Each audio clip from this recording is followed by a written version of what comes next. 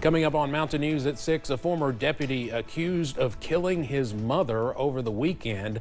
We're hearing from someone who worked with him and is shocked by the tragedy. And the Eastern Kentucky chair of the Public Service Commission discusses what they can and cannot do about utility companies trying to raise rates. And after seeing a chilly start to your Monday, we are finally getting out of the deep freeze. Details coming up. Dedicated to Eastern and Southern Kentucky, this is WYMT Mountain News at 6. A woman was shot and killed in her home. Her son, a former sheriff's deputy, is the suspect, who then took his own life. Marjorie Berry was found dead in her Berea home. Her son, Kevin Berry, was found dead after a traffic stop on Interstate 75 in Whitley County. Berry was a former deputy in Laurel County. People who worked with him are shocked. WYMT's Phil Pendleton has more on the tragedy. Maybe there's something we can learn from this. Sean Jackson worked with Kevin Berry for about 4 years. Berry left the Laurel County Sheriff's Office in 2020 to pursue other career options. The Kevin I knew back then, Phil, seemed like a really good-hearted person and was a really good officer at the time. Berry earned several awards, but since his time as a deputy sheriff, Jackson believes something changed. We hear things all the time, but I didn't know how serious it had gotten with some mental health issues. And Berea police say Kevin Berry shot and killed his mother, Margie Berry, in her home. She was found during a welfare check early Sunday morning. Then he was found dead in his car on Interstate 75 in Whitley County from a suspected self-inflicted gunshot wound. When you keep all that bottled up inside, it becomes dangerous. Those who knew Margie Berry say that she loved her family. She talked often about her sons, about her grandchildren, that she simply loved to go out and frequent local businesses. I think I may have met her on one occasion. Didn't know her personally. He would always talk about working in his mother's garden. Police have not said what led up to the shooting. You know, like I said, there's nothing that's going to justify a tragedy like this, in my opinion, Phil. But the Kevin I remember that I worked with had a very good heart. Funeral arrangements for both will be handled by Lake's Funeral Home in McKee. In Madison County, Phil Pendleton, WYMT Mountain News. The two shootings are still being investigated by Berea and Williamsburg police. Folks from the Prestonsburg community spent the morning fighting the cold to share their concerns as a man charged with murder could soon be released on bond. WYMT's Buddy Forbes has the latest on that.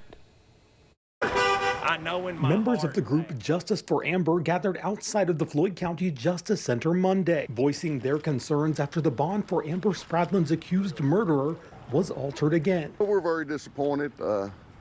We feel like it's a danger to the community, a danger to us, and a danger to anybody around. Just hoping that nobody else gets hurt or killed. Community members say they believe MK McKinney will soon be released, since Judge Eddie Coleman ruled to allow a partial bond payment of $450,000 cash and $500,000 in property bond, which is closer to the proposed bond reduction McKinney's defense team requested during its last motion. Allegedly, they're going to post bond for Mr. McKinney, and that's what we're all here today, to warn the people of the area. Spradlin's supporters say they are not happy with the decision, holding signs that read "Danger" and "Enjoy your ankle monitor" while gathering on both sides of the Floyd County Justice Center. Well, I get it. I respect the law and everything, but my personal opinion, I don't think he should be out. Gent Combs says there was a large wave of supporters around 9 a.m. and a handful stuck around battling the cold to be advocates for Amber. Here, 6-degree weather, it's because that girl is in the cold ground and she can't. And I feel that smile that Amber had, and that smile that always went around this community and doing good things for people, that should be remembered.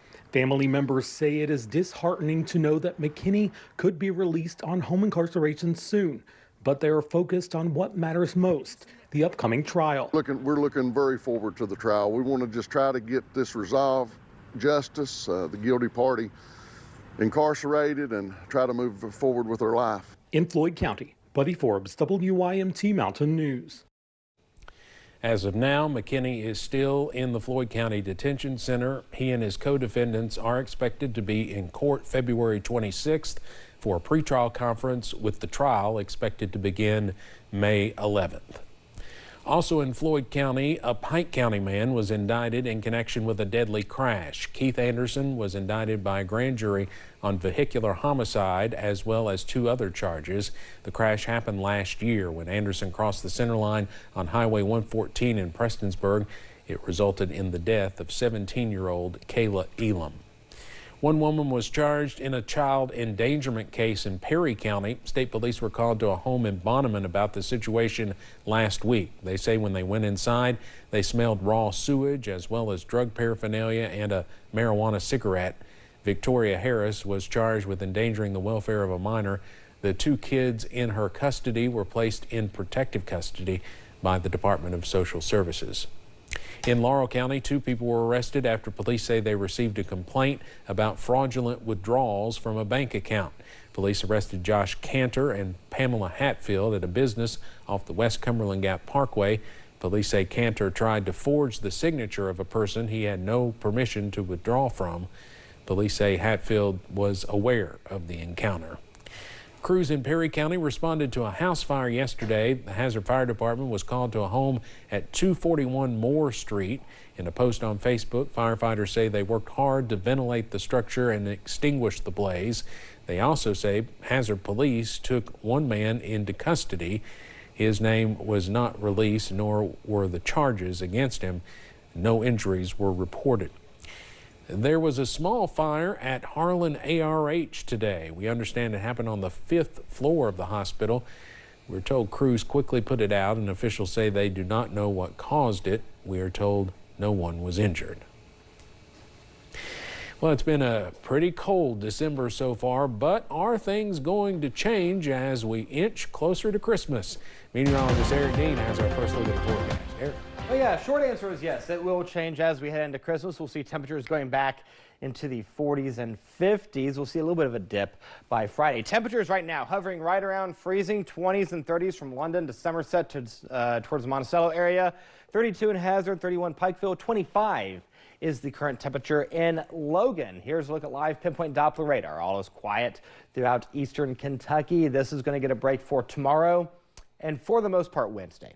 Wednesday evening is when we'll start to see our next round of shower chances, and we have storm chances somewhere in the forecast too. But right now, high pressure is situated here in the Commonwealth. You can see right there, all is quiet throughout the area. If you have plans over the next several hours, make sure you check that WYMT First Alert weather app to get your hour-by-hour forecast. We'll stay mainly clear until we get to about the 9-10 o'clock time frame. Clouds will start to pick up a little bit. Temperatures will stay above freezing for a little bit. It will drop below freezing by the time we get into the second half of the evening. Now, we are talking about 50s and maybe upper 60s. Details on the First Alert forecast in a few minutes. Steve. Eric, thank you. We first reported back in August that Kentucky Power has proposed a nearly 15% rate increase for all residential customers to take effect in the spring of 2026. Tonight on Issues and Answers, I sat down with Public Service Commission Chair and former State Representative Angie Hatton of Letcher County about what the PSC can and cannot do to try and keep electricity costs down. WYMT's McKinley Calandrino has a preview.